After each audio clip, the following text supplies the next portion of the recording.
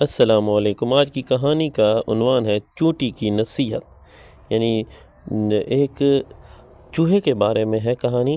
ایک چوہا تھا جو کہ اپنے والدین کے ساتھ اپنی بل میں رہتا تھا، اور اس کی ماں ہر وقت اسے کہتی رہتی تھی کہ بیٹا آپ محنت کیا کرو، آپ ہر وقت یہاں ہمارے ساتھ گھر میں رہتے ہو، اس سے بہتر ہے آپ باہر جایا کرو، محنت کیا کرو، کام کیا کرو۔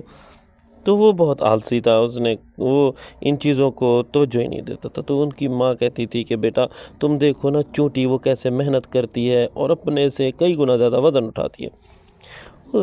وہ ان باتوں کو سن کے بڑا تنگ آ گیا۔ تو ایک دن اسے شوق ہوا، اس نے کہا چونٹی سے میں ملنے جاتا ہوں۔ ماں سے اجازت لی اور اب جنگل میں دوڑ پڑا۔ جنگل میں گیا تو اسے ایک جانور آتا نظر آیا۔ وہ بہت ہی سلو چلا۔ اس نے اس جانور سے پوچھا بھائی تم چونٹی ہو؟ تم نے بھی تو وزن اٹھایا ہوا ہے۔ اس نے کہا نہیں میں چونٹی نہیں، میں کچھوا ہوں۔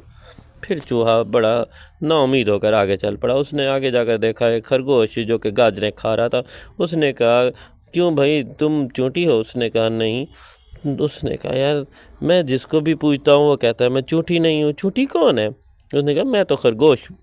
وہ کچھ آگے گیا، اس نے دیکھا ایک جانور جو کہ سونڈ ہلاتا آ رہا تھا۔ اس نے کہا یہ کچھ الگ جانور لگ رہا ہے، تو اس سے پوچھتا ہوں۔ اس کے اوپر بھی وزن لادا ہوا تھا۔ اس نے پوچھا کہ کیوں بھائی تم چونٹی ہو؟ اس نے کہا نہیں میں تو ہاتھی ہوں۔ تو وہ تھک ہار کر اور بڑا نا امید ہو کر ایک پتھر کے اوپر سر رکھ کر سو گیا، اور تھوڑی دیر کے بعد اسے قریب سے آواز آئی کہ یہ ہمارا راستہ ہے، ہٹو بھائی تم کہاں بیٹھ گئے؟ زمین پر ایک ننھا سا کیڑا اپنے وزن سے کئی گنا زیادہ وزن اس نے اٹھایا تھا، اور وہ گندم کے ٹکڑے اور گندم کے دانے لے کر آ رہے تھے۔